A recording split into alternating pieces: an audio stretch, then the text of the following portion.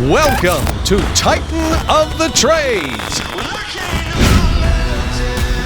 the only game show made exclusively for people who work in the construction trades. And now, everyone's favorite fake host, here's Mike Rowe. Hello, everyone. Thank you, Chuck. Very kind of you. It's true, I am a fake host, and this is a fake game show, but our contestants are very real, and their enormous brains are bulging with information they're anxious to share with you. Let's go ahead and bring up the lights and meet them. We have on our right, Lonnie Fritz. Let's hear it for Lonnie Fritz, everyone. Hi, Mike. My name is Lonnie Fritz from Peoria, Illinois, and I'm a Caterpillar construction industry expert. What's that mean? That means I'm a construction industry expert in application and technology of the job site. Do you believe you have what it takes to become a Titan? Absolutely. Well, you're standing next to a gentleman who appears to outrank you. Jason Hurtis, you're a global market professional, quarry and aggregates, global construction. Correct. I'm responsible for a worldwide customer base of job site efficiencies and machine efficiency improvements. Would you say you're responsible in general? Yes, in general. All right, good. Chuck, of course, is very responsible. He'll be keeping track of the scores, which I'll be tabulating in my head. What was that, Mike? I do love that jacket. Where'd you get it? Just this old thing, found it in the back of the closet. Had to put new fresh batteries in it, but other than that. We're going to play the game now, all right?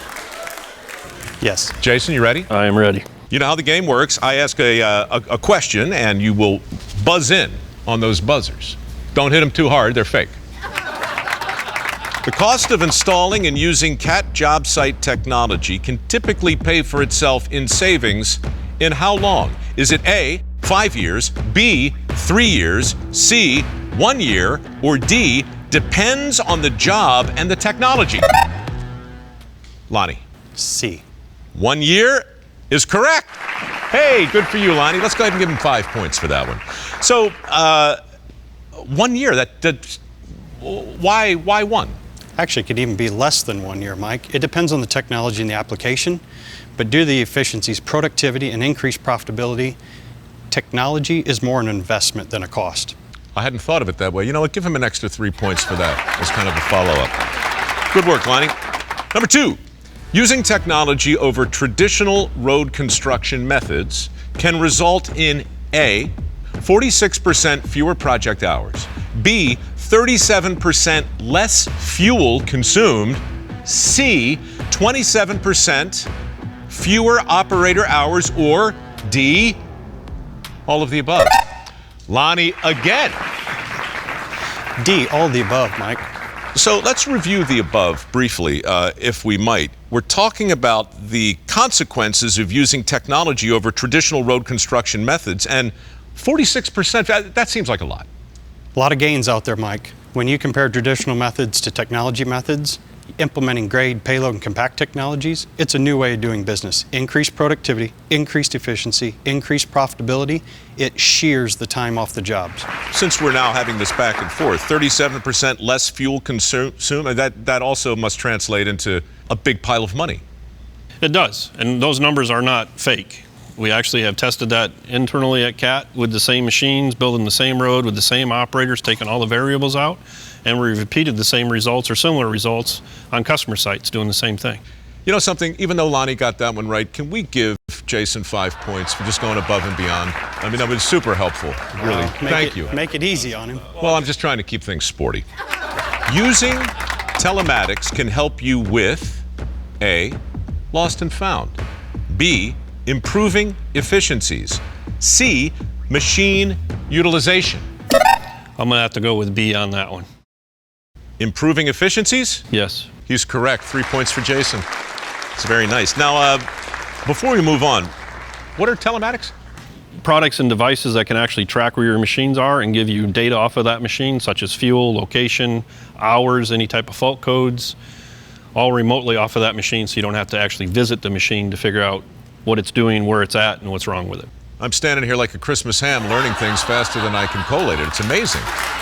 You know what, let's pause briefly if we could, just for a word from our sponsor, with a little help from my pal Chuck. Thanks, Mike. Remember, when you want to bid that project with maximum efficiency, CAT has a variety of options you need to get the most out of every job. Back to you, Mike. Nobody does it like Chuck.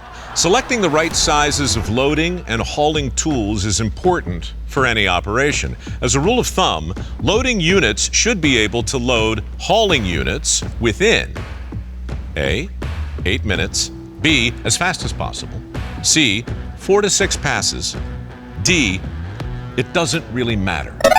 Jason. C, 4 to 6 passes. 4 to 6 passes. Is it just me or is Jason really starting to sound like a Titan? He sounds very Titanish. Let's give him 5 points for the correct answer and another 4 for the Titan-esque quality that he's bringing to the game. Chuck, where are we score-wise right now? I really didn't think this through, Mike. I'm not good with simple math, but I believe it's 62-2. Lonnie in the lead. Okay, anybody's game. What best describes a GC model?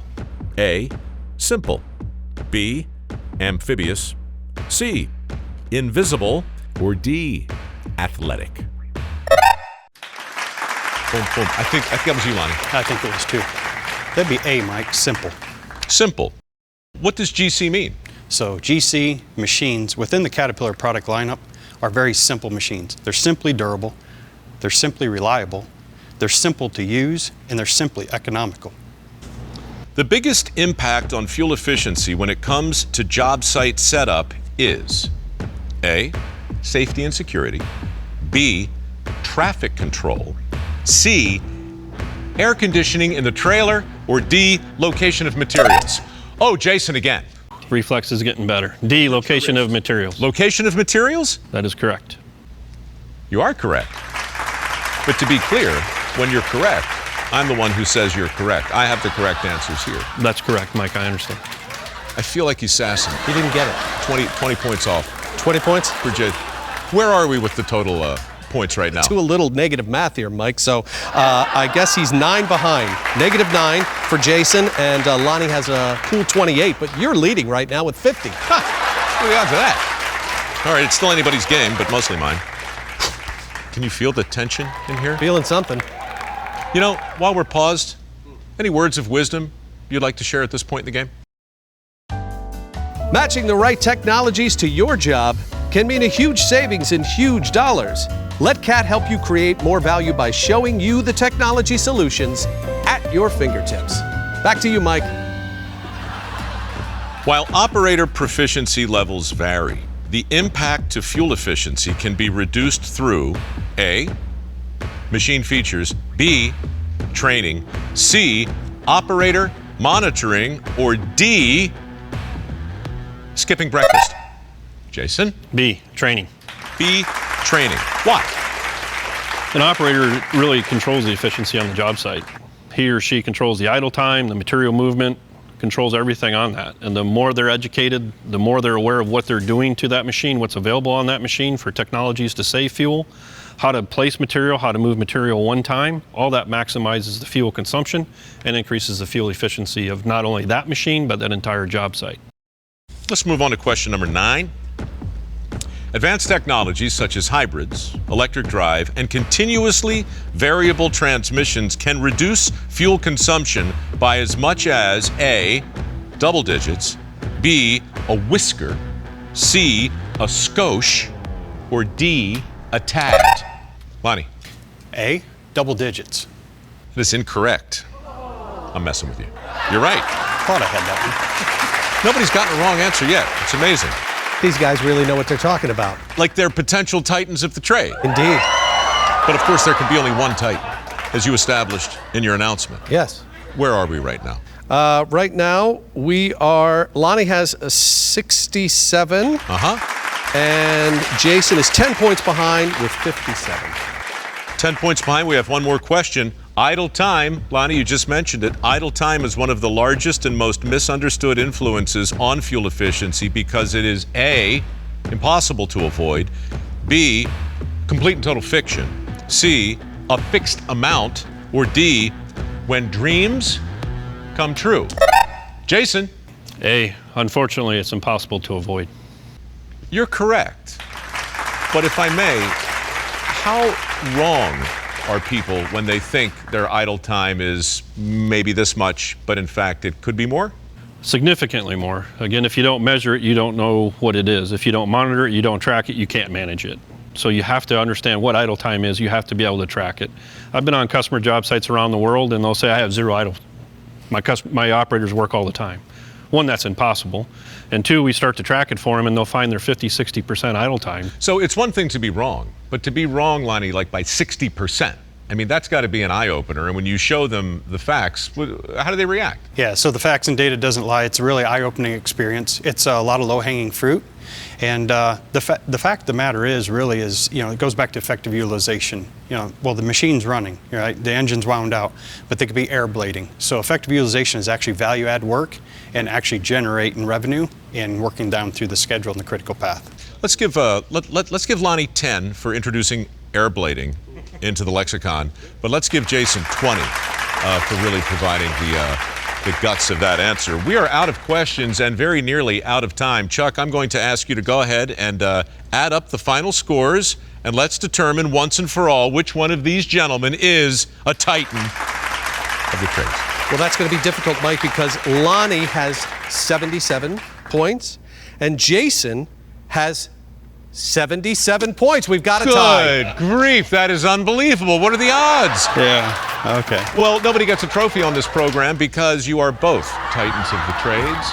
Congratulations. Thank you for sharing your boundless knowledge with us. Please do something about that jacket, and please join us next time for another edition of Titan of the Trades. You guys were awesome. We'll see you next time.